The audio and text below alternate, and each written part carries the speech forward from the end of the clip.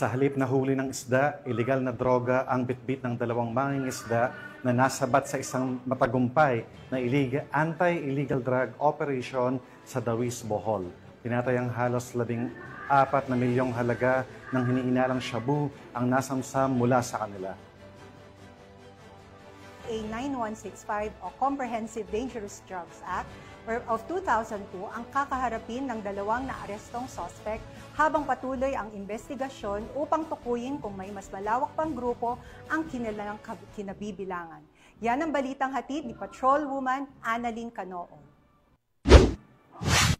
Nasabat ng mga otoridad ng halos 14 milyon na halaga na ininalang shabu mula sa dalawang mangingisda sa dinunson na bypass operation sa Purok 1, Barangay Sungkulan, Dawis, Bohol noong ika-10 ng Hulyo sa taong kasalukuyan. Kinilala ni Police Lieutenant Colonel Jomar Pumarejos, Hepe ng Provincial Intelligence Unit, Provincial Drug Enforcement Unit, Bohol Police Provincial Office and Suspect na si Elias Iber, 39 anyos, at ang kasamahan nito na si Bibieno, 37 anyos, na kapwa-residente ng Purok 3, Barangay Mantataw, Calapi, Bohol. Dakong alauna at 50 na madaling araw na ikinasa ang bypass operation. Ang pinagsanib puwera sa komparatiba ng Provincial Drug Enforcement Unit, Bohol Police Provincial Office at ang mga tauhan ng Dawis Municipal Police Station at PDEA Bohol na kung saan ay naresto ang nasabing suspect. Nakuha mula sa suspect ang 15 pakete na ininalang shabu na aabot sa 2,020 na gramo at may standard drug price na 13,736,000 pesos. Bypass money, cellular phone, weighing scale, 2 Chinese tipa, plastic cellophane at backpack na ginamit bilang lagay ng illegal na droga at isang unit motor bangka na ginamit bilang transportasyon sa sinagawang transaksyon ng illegal na droga. Kasalukuyang nasa kustodiya ng Dawis Municipal Police Station ang suspect at mahaharap sa kasong paglabag sa Section 5 and 11 Article 2 ng RA 9165 o ang Comprehensive Dangerous Drugs Act of 2002.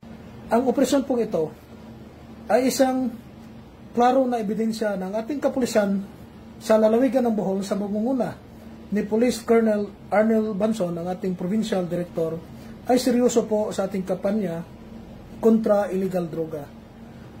Isa po itong manifestasyon ng ating kapulisan sa Bohol ay taimtim po at dedikado po sa kampanyang ito. Maraming salamat po sa ating mga kababayan na laging nabibigay ng impormasyon at tumutulong sa ating kapulisan para po matigil na po ang paglaganap ng illegal na droga sa lalawigan ng Bohol.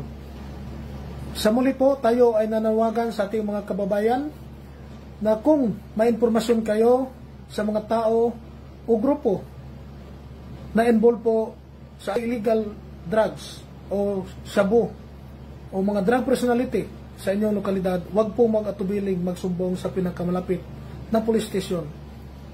At pwede po tayong mag-dial din po sa 911 kung gusto niyo pong ma-responde ang isang krimen. Ang matagumpay na operasyon ay patunay lamang na mga kapulisan ay nagpapakita ng kanilang kakayahan at kasanayan sa pagsugpo ng iligal na droga at pagprotekta sa kaligtasan at kaayusan ng mamamayan para sa mapayapa na bagong Pilipinas. Mula dito sa Central Visayas, ako ang inyong Police News Network Correspondent, Patrolwoman Annalyn Canoon, alagad ng batas, tagataguyod ng Balitang Pulis.